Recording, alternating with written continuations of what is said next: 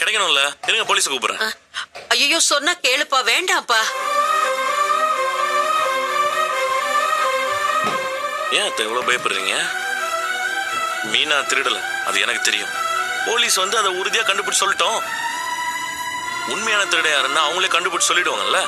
ஐயோ வேண்டாம்ப்பா, சொல்றத கேளுப்பா. அத்தை நீங்க இங்க தனியா இருக்கிறீங்க. உங்க பையன் அனுப்பி வச்ச பணம் தானே அது. அது எங்க போச்சுன்னு கண்டுபிடிக்கணுமா? எங்க போலீஸ் கூப்பிடுறேன். சொல்றத கேளுப்பா, அது ஏன் பணம் இல்ல. உங்க பணம் இல்லையா? அப்ப அது யாருது? யாருது அத்தை? அது விஜயாவோடது. அம்மாவோடதா? அவங்களுக்கு எது அவ்வளவு பணம்? அது அது பரதநாட்டிய கிளாஸ்ல. அத்தை இருக்கிற 6 பேர்கிட்ட ஃபீஸ் வாங்கி 2 லட்சம் வரைக்கும் சேர்க்க முடியாதுன்னு எனக்கு தெரியும் அத்தை. இந்த பணம் அவங்களுக்கு எப்படி வந்துச்சு? அது அது வந்து முத்து, வக்கீல் பரந்தம் அந்த வீட்டுக்கு வந்தாரா?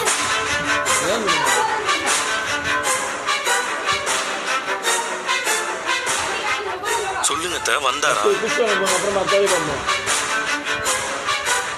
இருங்க அந்த ஆளுக்கே ஃபோன் பண்றேன். இல்ல இருப்பா, நான் சொல்றேன். வக்கீல் வந்தாரு. எதுக்கு? சொல்லுங்க அத்தை, எதுக்கு? மீனா தம்பியோட கேஸ வாபஸ் வாங்கறதுக்கு 2 லட்சம் ரூபாய் பணம் தரேன்னு விஜயா கிட்ட சொன்னாரு.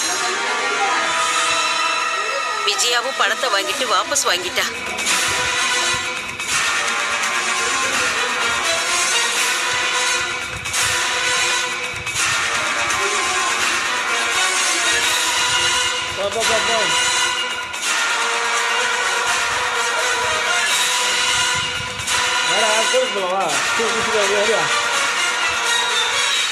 அந்த பணம் தாப்பா அது.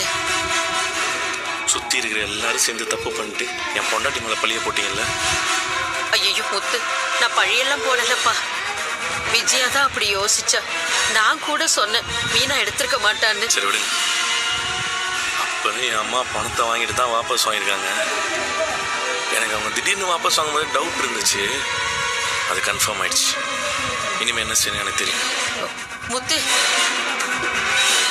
விஜயா எனக்கு 30 வருஷம் ஃப்ரெண்டுப்பா. நான் தான் உன்கிட்ட நான் சொல்ல மாட்டேன்.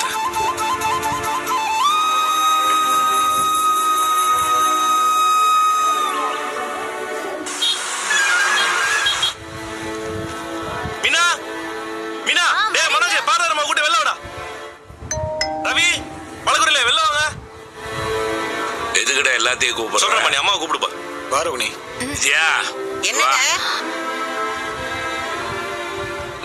ஏங்க இப்பதான் நான் தூங்கலான்னு போனேன்.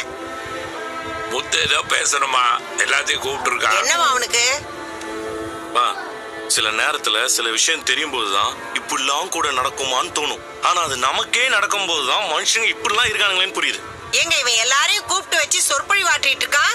இரு முத்து, நீ விஷயம் சொல்லு.